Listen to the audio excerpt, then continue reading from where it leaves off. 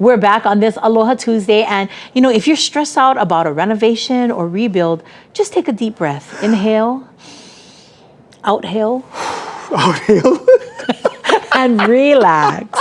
Our friends from H1 Construction got you covered. Roof, walls, floor, everything in between. You got questions? It's time to ask the contractor.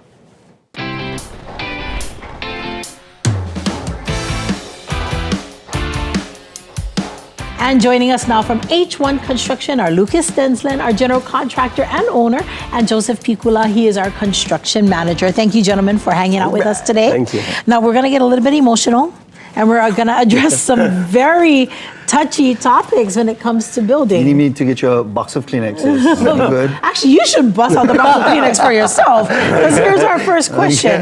Okay, why do bids vary so much? You know, you go and you approach maybe 3 or 4 bids from each, and you think, okay, they should be all about the same because it's the same plan that I'm giving to everybody. Why do they vary so much, and how do we know which one to trust? Well, it's a lot to do with the homeowners' homework themselves, right? You want to go start with a reputable company, someone who has an online experience, someone who has some good reviews, maybe a friend or a family member who's had a project done. That's a good way to start. But it also, like, inconsistent drawings or anything that's left up for interpretation is a problem, right? Like if you ask me for a car right now, I could come back with anything. And that's kind of the same thing of when you have a poorly drawn set of drawings and you left the contractor up to bid it, they're gonna bid it priced per their interpretation, which is never a good thing.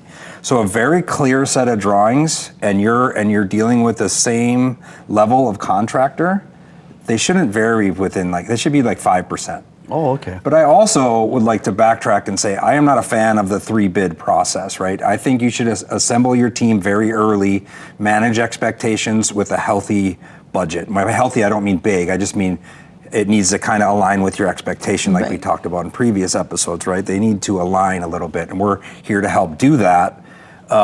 But the 3-bid process is why problems exist currently, because nobody puts a lot of time and effort into those bids when they know they're bidding against 3 different people, 4 different people, 5 different people. And I think most people are just gonna go for the lowest one. Which is the worst thing you can do. Yeah, exactly. Not necessarily either, but they're gonna low bid in the beginning. Less overhead, and so there's not.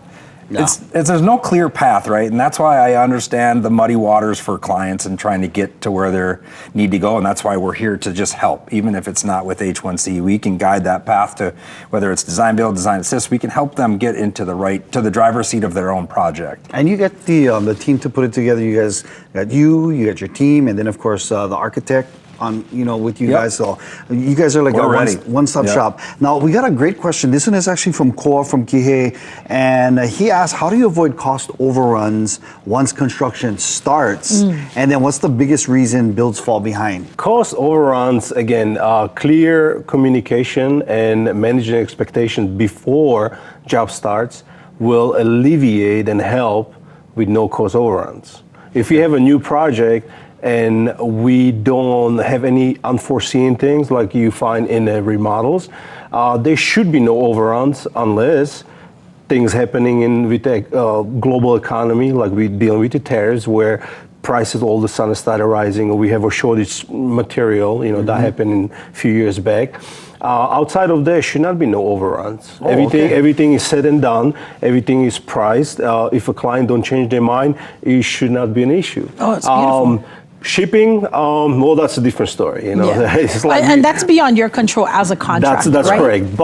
But with the shipping, our knowledge plays a big role in how early we ordering materials. Certain things, windows, doors, might take 8, 12, 14 weeks. So we know this. So when we get into the construction, before we even demo the existing house, we even start a house, we already ordering windows and doors because we anticipating, hey, we have 18 weeks, that longer wait. Wow. So we try to alleviate that kind of delays with pulling the trigger on ordering ahead of time. What about weather delays? How do you guys handle that? Just the best way we can. It's nobody have a crystal ball. No, it's gonna rain. I mean, 9 out of 10 times our weather station says it's gonna rain. It doesn't rain. Which is a good thing for you. Yes, exactly. So luckily we have a good amount of not rainy days where we can alleviate those rainy days. But I mean, we deal with it as they come. Okay. That's right. So thinking ahead, Yes. staying ahead, understanding what is expected, and at the same time still being able to match that budget, right? That's correct. Brilliant. Love it. H1 Construction, they are the award-winning Hawaii home builder specializing in custom homes, luxury homes, and more. Thank you guys very much, Lucas you. and Good to see you Joseph, guys. for letting us ask the contractor. Those two guys are amazing. I absolutely love them. Again, mahalo to Lucas and Joseph from H1 Construction. I really, really meant that. I learned so much. If you've got questions, please send them now so we can get you those answers in next week's segment of Ask the Contractor.